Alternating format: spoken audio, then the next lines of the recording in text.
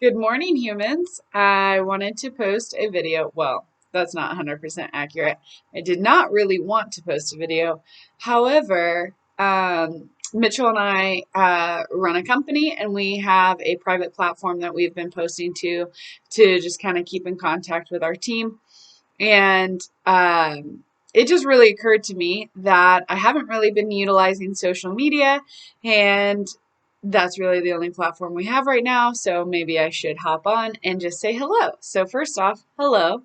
If you are on my social media platform and you knew me a long time ago, just know a lot has changed. So, don't be shocked if you're hearing this video and you're a little off. If you know me recently, nothing has changed. I'm the same human. But obviously, I have a lot of people who are on my social media who have not known me for a lot of years. And so I have a pretty intense testimony. I was probably the least likely person to succeed coming out of high school. I was very smart. I still am. So humble. Hashtag humble for life. But I used my intellect and kind of the wisdom that I'd gained from the world to manipulate people, to party, to get into drugs, to be kind of crazy. And so I wasn't always the greatest person. I would like to say that I was. I always had a good heart.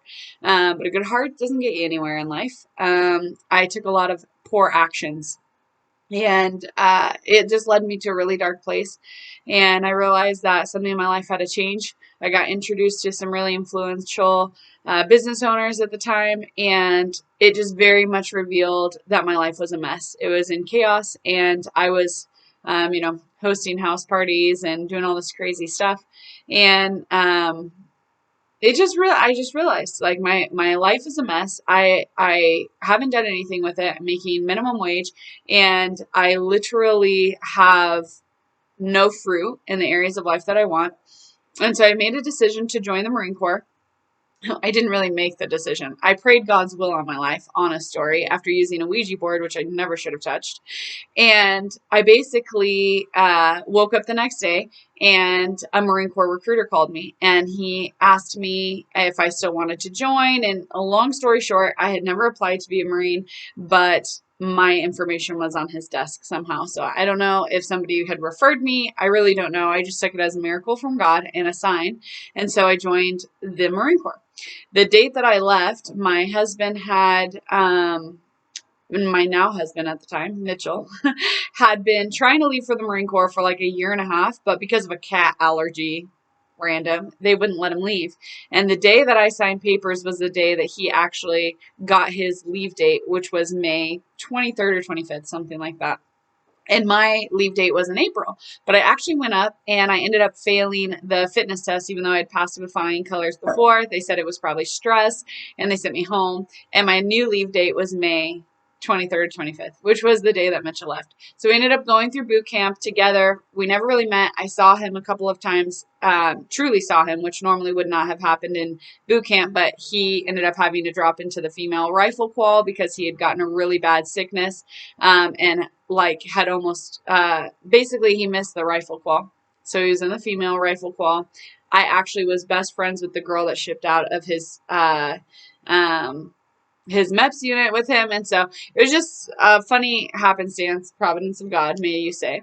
And we ended up in the MOS specialty of Motor Team Mechanic 3521. And he was a squad leader. I was kind of attracted to that because I liked leadership, but then I passed him and became the class leader. And so it was just kind of this odd dynamic. We weren't really supposed to date, but there was just this attraction. We had a terrible relationship.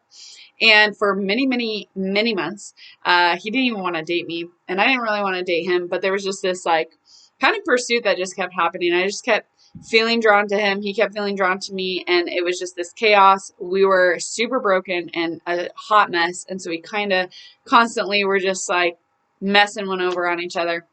Nothing too serious, but very toxic. Ended up moving to 29 Palms. That's a long story I won't get into. And he and I both were stationed there. And I ended up getting out of the Marine Corps on a medical separation. I'd broken both my hips and shattered my lower back in boot camp. And we reconnected with the business leaders that I talked about earlier, and they just spoke a lot of life into us. They told Mitchell he was planning on getting married at 40. I said he wasn't going to marry me because I wasn't going to wait 20 years. I met him at like 20.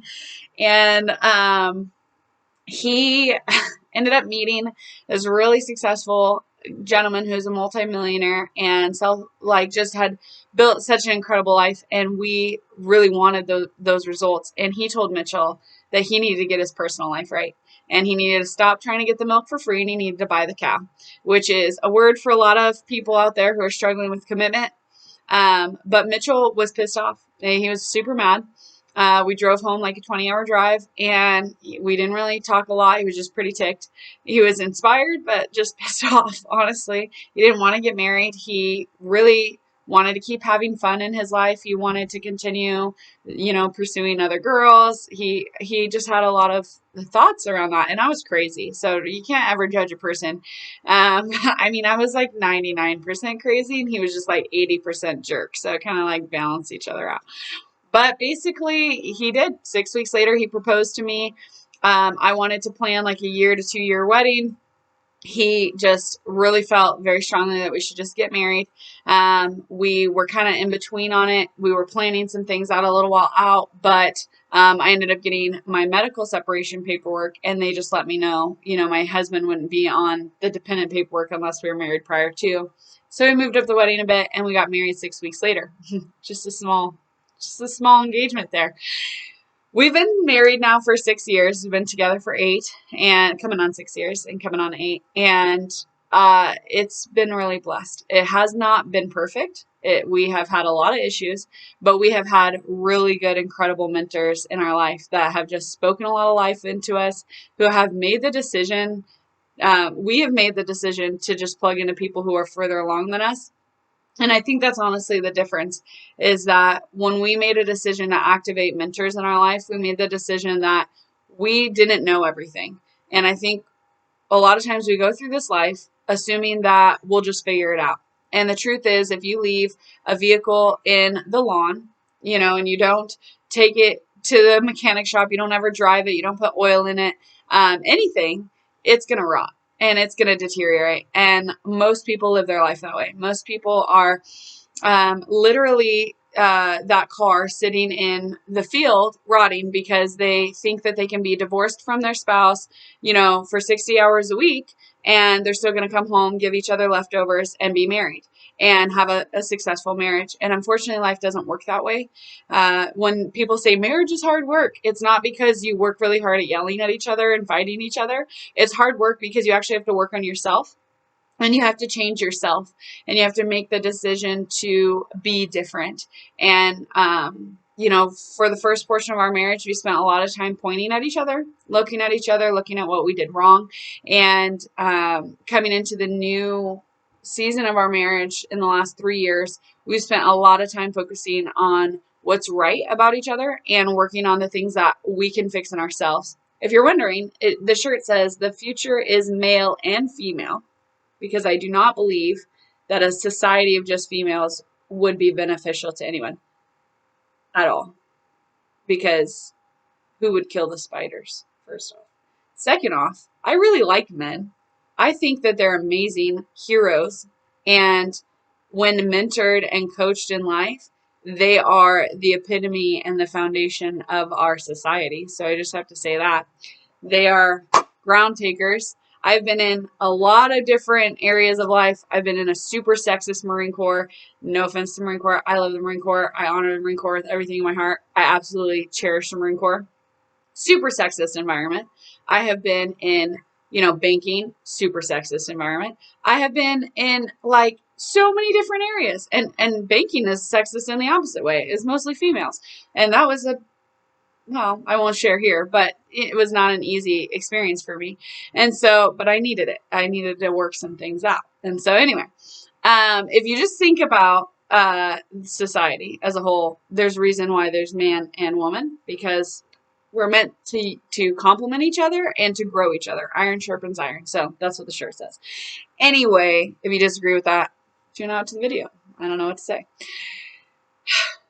Testimony. Point of the video. I don't know why I'm sharing so much about the marriage, but I feel like that is a word in Corona, is get mentorship, actually work on yourself. Maybe you're trapped in your house with your spouse and you're frustrated and you don't really have any, you're just kind of going at odds with each other. You call someone and honestly walk through the fight that you're having with someone else who's objective and not your girlfriend who's going to tell you what you want to hear, and not your mom who, I mean, some people have really great moms, but most people's moms would just tell them what they want to hear. My dad and mom for me are very objective, so I have the blessing of that. Most people aren't. So, I mean, you just kind of have to weigh that out. But I would just say, don't let this time pass and keep yourself in fear. Don't allow yourself to stay in a place where you're not actually growing and changing. Put yourself in an environment in this season where you're choosing to plug into podcasts. It does not matter what your faith is. I personally have a Christian faith, and I'm plugging into my church super heavily. I love our senior pastors. I love our campus pastors. I love everything. But even if you don't have a faith, that's your choice. I would encourage you to find one. But I personally believe that doesn't matter if you have a faith. If you're choosing to grow yourself every day, the thing will lead to the thing. And you will eventually end up where you need to be. Now, do I believe that true life happens through Jesus Christ? Of course. And did I think that people were weird when they said that because I was an atheist and I wanted to burn everyone to the ground who ever talked about the name Jesus? Absolutely. I was a Christian persecutor. I don't know how else to say it in that way. But I hated Christians. Literally hated Christians. Like, I thought they were super bad. We were talking about the love of Jesus, and do they realize that this guy is like kind of a figment of their imagination? Super, the crazy things that I would say. This is just my testimony. But I have walked through so much life, and there is nothing to explain what has happened in my life except Christ. And the redemption that has happened in me, the brokenness that I went through, years and years and years of trauma and abuse, and the frustration of going through those things. I will just say that my life is a testimony of Christ. And that's not to say it in a weird way. It's just the truth. And I've seen people who were with Christ and then they give up Christ and they're like, well, I'm still a good person, but now they're on drugs. They're sleeping around with everybody. They're putting sugar in people's gas tanks. It's like, well, if your life is no longer bearing fruit, then the thing that caused it to bear fruit, you should go back to. So that's just a thought. But anyway, I don't personally believe that you can live a full life without Christ, but it's my personal belief. Listen to a podcast, grow yourself, become a person who actually wants to grow and change. So many people are fixed-minded people, and they literally sit around on their couch all day complaining about what's going on in the world and complaining about the president and complaining about Corona and living in fear and all these things. And I will just tell you, you're not going to get very far because no one can change your life but you. You hear these inspirational quotes, but it's literally, you have to manage the emotions in your mind, because it's not that one day you're going to wake up and magically be a totally different person. And one day you're going to magically wake up and become this person who just does all these things and does your dishes and takes care of your kids perfectly and does all, it's not about that. And it's not ever going to happen, quite frankly. But every day you start to manage your thoughts. Every day you start to hold your thoughts captive. Every day you start to say, hey, do you know what? I'm not going to think this way anymore. I'm going to decide to go for a walk instead of wallow on my phone and watching the news. I'm going to decide to get out of my house. And we hear these things, but how many times do we actually apply them? And at some point, enough is going to be enough. And you're going to be so tired of sitting on the nail and crying about how much it hurts to be sitting on a nail that you're going to actually get up and do something about it. And unfortunately, if you don't, you're going to look back at your life in your 50s and your 60s, maybe you're already there, and you're going to have regrets, and you're going to be bitter, and you're going to be frustrated.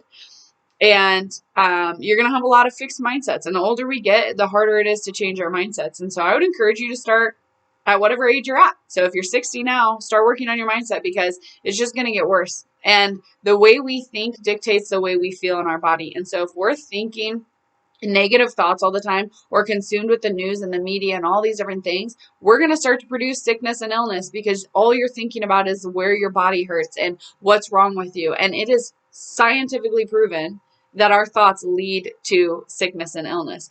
And so that you can research on your own. Maybe I'll put a link. Is that how YouTubers do it?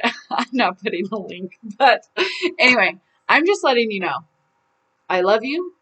I have no idea why I felt compelled to do this video, but I'm going to be posting another video on my friend Susan's Successful Babe project, which is going to be amazing. But I just want you to know I love you. I seriously am here for you. So if you need someone to talk to, reach out to me. I'm really good one-on-one and on video. Phone calls, definitely better at. Texting, I'm not really on my phone much. I kind of leave it places. I tend to forget that it exists. So you can email me. You can call me. You can Facebook message me. You can reach out. And I'm here for you. Also, if you are interested in checking out a church and you don't have one local, you can check out awakenchurch.com, and they have live streams. They're on Instagram. They're on Facebook. They're everywhere. They're a really incredible church. When you go into their worship in person, it is the most incredible. It's like a rock concert, which is a positive because you're just filled with the power of God, and you get to listen to a powerful message. Our pastor is actually from Australia, so Pastor Jurgen and Leanne both came from Australia, but they have a lot of life experience. They've gone through so much. Their testimonies will strengthen you so much. Our campus pastor for me, I'm at Balboa campus, and Pastor John and Becky are literally incredible. They have, again, so much life experience. She was, I think, a parole officer working in the prisons. I can't quite remember what the title was. But BA woman, taking names, kicking butt. Pastor John played in the, I don't know what it's called, professional baseball. They were both in real estate together. They've done all these incredible things. And now they're full-time ministers serving in the house of God.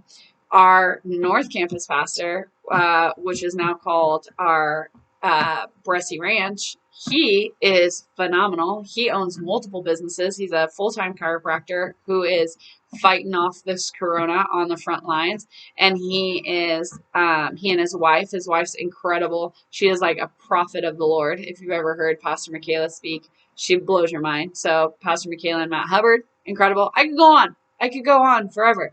Check them out on Instagram. It's Awaken Church SD, on live stream, on any of that stuff. Literally will change your life. It'll blow your mind. And even if you're like, I reject the gospel, you're going to get some really great nuggets from other things in there, and maybe over time you feel a little shift in your heart. So something to think about.